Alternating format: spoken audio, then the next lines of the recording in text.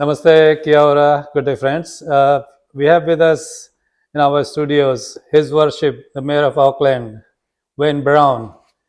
Good morning and welcome to the Indian News, sir. Namaste, Sritakal, kia ora, and welcome.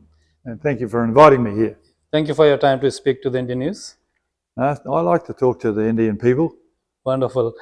Mr. Brown, as a mayor of the Auckland City, what are your top priorities for the city, Auckland City? Well, when I stood last time, I had five policies, and they're still very important. Number one is stop wasting money, and we're slowly stopping wasting money, but that's hard to stop people who... Bureaucracies often waste money, but we're getting a lot better at that now. And then the next one was to take back control of the council-controlled organisations, the CCOs. It's been taken a bit of doing. Mm-hmm. We've now brought Iki Panuku back in-house. They were doing the urban redevelopment, and we're going to do that from inside because they weren't very good at it.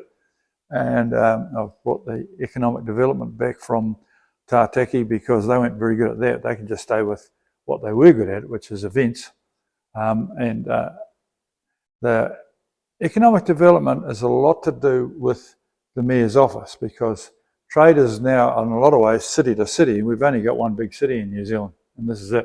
Yeah. And so rather than having that as a separate thing, it made no sense at all. And I'm a businessman, and I've travelled to other countries, including yours, and that's where that comes from. And Auckland Transport, which is a much unloved organisation, it's taken a lot of trouble. I have to get a legislation in Parliament to get back control of that. It was rather stupidly set up as separate before we started the city. And I believe in the next month or two, we'll finally get Auckland Transport back. And I'll just convert that into just public transport.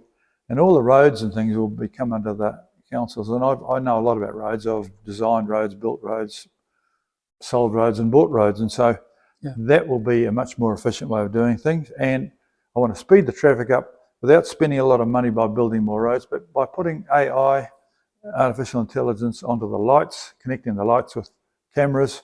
So speed up, make better use of what you've got. We've got all these roads, but we don't efficiently use them. And AT have been hopeless at that, very disappointing. And then I wanted to finish the big projects, and that's basically City Rail Link and the big sewage interceptor that goes right across the city. That's just about done now, and that's been done at more or less on budget, which is quite good. City Rail Link was way over budget before I arrived.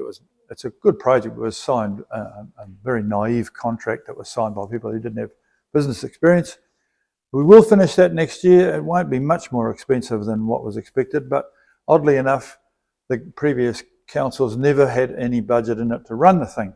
So next year, unfortunately, rates are going to go up 8%, whether you like it or not, because if we don't do that, we won't be able to run the trains. And so having spent $6 billion putting the track in there and the tunnel, it'd be rather stupid not to run the drivers. There's 400 new drivers for these trains, and so that creates some employment. Yeah, so well, it's also a great service. It will make the city a lot better to get around. I mean, it'll make a big difference. And so, and the last one was to make better use of the harbour. And two things have happened there. The port is now profitable. It never made any money until I said, if you don't make money, I'll sell it and put your prices up and make some money. And they're making enough money to keep 5% of your rates down. And as well as that, I've put in a free swimming pool that only costs $200,000, a floating pool down by the harbour. Very popular, and I'll put about 6 or 7 of those around the city in the next term if I'm still the mayor. So how successful you think you have been in all your plans? You are almost to the end of your tenure. Not many politicians can look reporters in the eye and say, I did what I said I was going to do. Yeah. Most of them have a lot of excuses and say, I never got around to it. I was a bit harder than I thought. I've done what I said I was going to do. On top of that, we've sold the airport shares, which weren't making any money. We've now got a future fund, which will build value and have something or other so that when you get if we have a big event like the big rainfall events we had, instead of asking the ratepayers, we'll have some funds to go to fix the disaster because there wasn't any spared. No one had thought about that. That's quite a good thing. And so those are kind of where I want to go. Plus, once we get control of Auckland Transport, Yeah. we'll set about the next 30-year plan. The government have interfered far too much. The government have decided secretly how we're going to cross the harbour without telling the people of Auckland. Well, that's not going to happen because they got in the wrong place anyhow. There's a much better solution than what we've got. So I'll take control of things a bit more. So that means you are going to solve this traffic congestion and other issues on the roads in Auckland? Well, With your plan? there's a whole lot of things you can do about that. Mm. There's no magic bullet for anything. People say there's a magic bullet for homelessness or there's a magic bullet for congestion. But we're not doing all the things we could do. Mm. There is a lot more intelligence we can put to our traffic signals. We're already introducing it a bit so the buses can go faster. Buses are now getting cheaper. I brought in the idea of a $50 weekly cap on fares. So you can catch the bus and the ferries all week long for $50. It's pretty cheap. Yeah. So the cost of catching the bus is coming down. The speed of the bus is going up. The cost of moving the car, of using your car, is going to go up because we will have congestion pricing. So that if you want to be on the main highways and the motorways in the morning rush, you'll have to pay a bit extra. And that'll get rid of some of the people who don't have to be there at that time, so it'll go quicker and faster. So we've got a whole lot of tools there to speed up the traffic. Just building more roads is just spending more money. With the city rail link, the whole public system's being way, way quicker next year. People will start to move away from the car. Yeah, that's the way. Actually, improving the public transport is one of the major things which can reduce the congestion on the road. And it's been really annoyingly slow and expensive, but then Yes. again, I don't have anything to do with that. It was signed by people way before me. So it will get better to get around the city. As a mayor of Auckland, are you worried about the housing affordability and the homelessness, rising homelessness? Well, and rough sleeping, there's three different problems there. Yeah. I mean, housing affordability, in a lot of ways, we only have some levers in these things as a government that's supposed to be doing a bit more about that than what they have been doing. And so starting with maybe the last one, rough sleepers in the city, at the City Centre Advisory Group last week, which has people from all sorts of retailers and building owners and everything. I made them make that a focus of what we're going to do, talk about, because they're not helping businesses in the city at all. I mean, the businesses in the city have had to put up with a long period of construction from the city rail link, which I apologise for. But then again, if I'd have been signing that contract, it wouldn't have been a contract like that because I know about construction. It took too long, and that's unfortunate. The rough sleepers is a combination of more police presence, which they has at long last. We've got them to open a police station in the middle of the city. That's overdue. Yeah. I've put $500,000 of my own mayoral budget into putting security people on the streets. I'm telling the Auckland's the Centre City Business Association, which has that weird name of Heart of the City, to spend more of their money on security and move these people on. And the government have got to come to the party and give us some laws about this as well. I mean, we just can't pass a bylaw. That doesn't work. We don't have any. That was going to be my next question to you. How can you contribute to put a check on the retail crimes? It seems to be Pressure never-ending. from me on the government is as good as anything. Yeah. And people say, who's my opposition for mayoralty? My opposition is Wellington. You know, if I get in with a big support, Wellington are going to have to shut up and listen. And they don't do enough. They don't, you know, they're sending extra police to North, and we need them here. And we need more powerful laws to dissuade poor behaviour. And also we've got to interrupt with some stupid things that come out of Wellington and Happy Road, which is where right near the area where I live in Ponsonby. One part of government, the Ministry of Housing and Urban Development or something else, they bought a very good tourist hotel and filled it up with 501s and drug addicts right in the middle of Happy Road. That didn't help.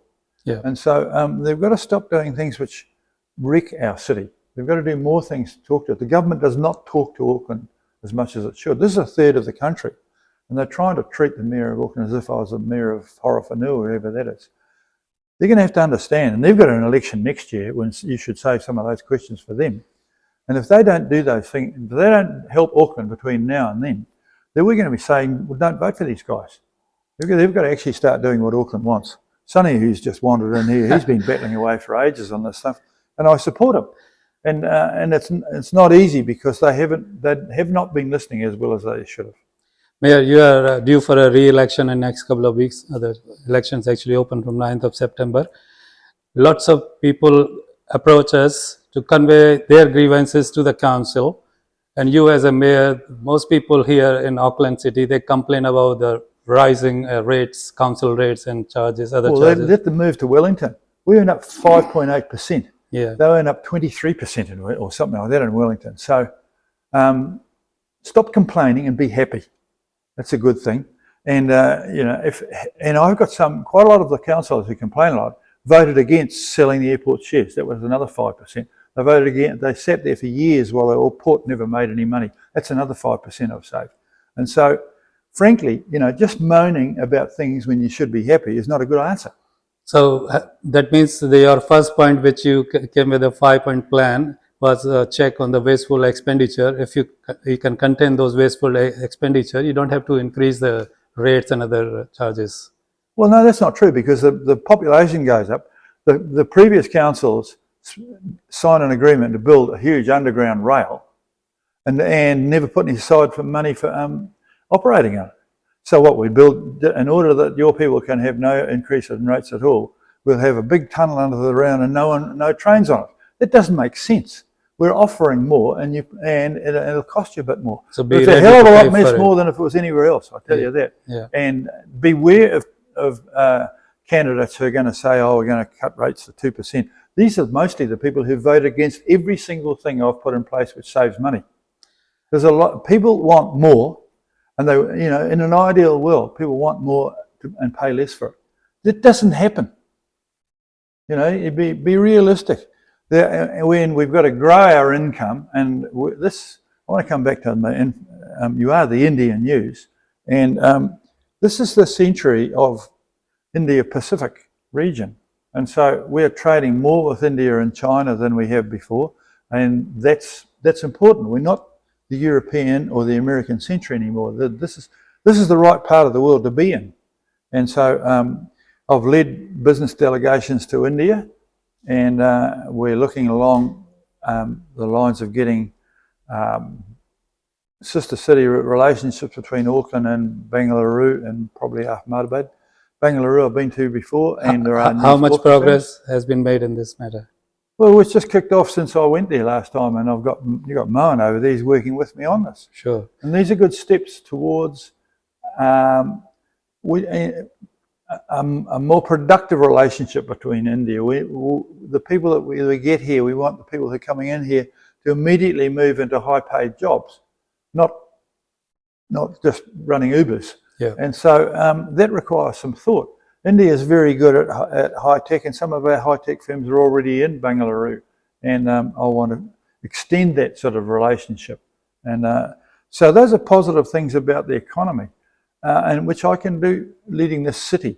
The government talk about growth. They've got no idea how to do it.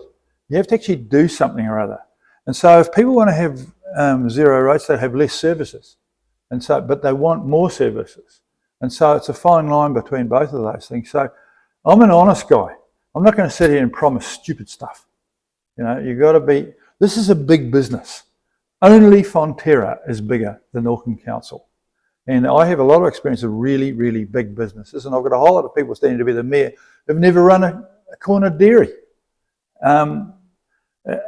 It's a tough job. I've run Transpower, Vector, the Auckland District Health Board. All those things are successful, and all those things had limited costs. But I've inherited a whole lot of costs that were wrong. The moment I walked into the door, I discovered they were $360 million short from the year before. Yeah. And so we've dealt with that. But so people who are coming to you with unrealistic expectations, you have to tell them those are unrealistic expectations. If you want to try another city, this is the lowest city rate rises in New Zealand by a long way, and we're providing more and more services for people. People want to have more libraries, they want more everything, they want more swimming pools, but they want to pay less for it. That's a pretty hard one to do. So you have to have a bit more and stuff and a bit more cost. But I'm well aware of the difficulties with everybody with their paying their rates. But I'm quite a big rate payer myself, actually, right throughout the district. So I'm well aware of that as well. Great. Now, Mayor, since we are the voice of the Indian community in this country, One of the voices. Yep. The Indian news is the voice for the community here. So if I ask you a specific question, what as a mayor have you done specifically for the Indian community during your tenure? Can you specify a few things or one thing you have done?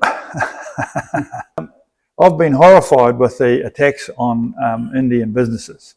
And so I have put street patrols at my expense in the streets of Papatoetoe, for instance, out there, and brought to the attention of the government that you don't have enough police out here. We have a situation where another sector of our community, the killer bees, are attacking a whole lot of an Indian sector of our community. That's not good. And so you have to highlight these things. You have to go among these people. You have to know the people as well. And again, I've led business groups to India, and I've gone with friends of mine. I've got quite a few. I'm in amongst other. I've got a number of businesses on my own, but pubs are one of them, and there's quite a few Indians involved in that. So I know about their issues. I talk to them about the businesses that they're in, and have an understanding with them. And I talk to them a lot. That's an important issue as well. Just be amongst them and understand what they are. They're not just a group to be found for a donation every 3 years. And if you look at the election next year for the government, you'll find that some of the major parties are just using the Indian sector as if they're an ATM. I don't do that.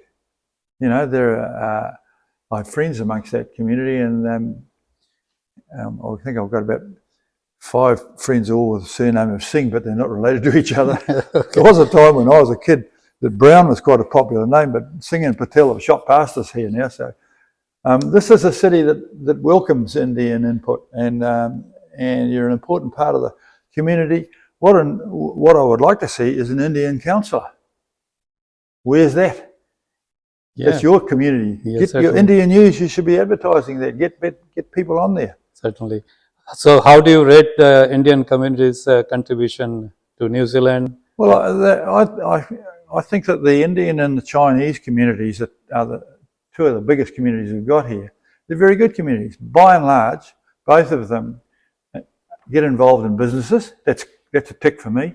They all like to educate their children. That's a tick for me. They don't seem to be involved in a hell of a lot of crime. That's a tick for me. So they're good communities, and I like both of those communities. They've managed to keep their culture within our New Zealand culture without overwhelming our New Zealand culture, and so I respect that as well. They're an important part. I go and have a beer in his pub quite regularly. Wonderful. And so, and without Indians, we'd be hopeless at cricket. We come to the end of our interview. Thank you so much for your time, Mayor. Thank you. Okay, Good on you. Cheers.